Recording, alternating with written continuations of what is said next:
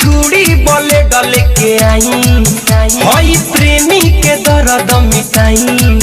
भले काढ़ के दिला वाले जाई हाय हाय सुनिए भगवान दिल दोसर बनाई सुनिए भगवान दिल दोसर लगाई सुनिए भगवान दिल दोसर बनाई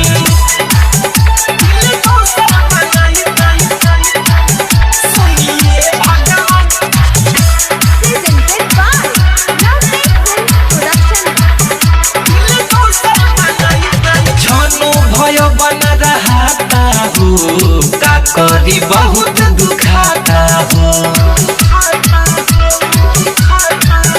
हरी लागे बहुत कमजोर बा बेर बेर टूट जाता हो तोड़ देले बिया हर जाई नहीं होता वे कवनो दवाई तोड़ देले बिया हर जाई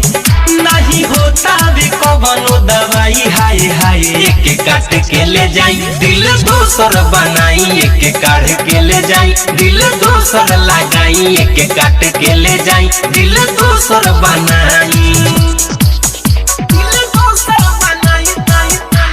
सुनिए भगवान डीजे हेमंत आप सुन रहे हैं अमित पटेल की आवाज में ऐसन तू दिल बना दहो टूटे के झंझट हटा दहो हरे तने तो हसे मांगी ले देवा की ना तू बता दहो खाली कह दो कि हम मर जाई चाहे अपने से दो तुम आई खाली कह दो कि हम मर जाई चाहे अपने से दो तुम आई हाय हाय सुनिए भगवान दिल दोसर बनाई सुनिए भगवान दिल दोसर लगाई सुनिए भगवान दिल दोसर बनाई।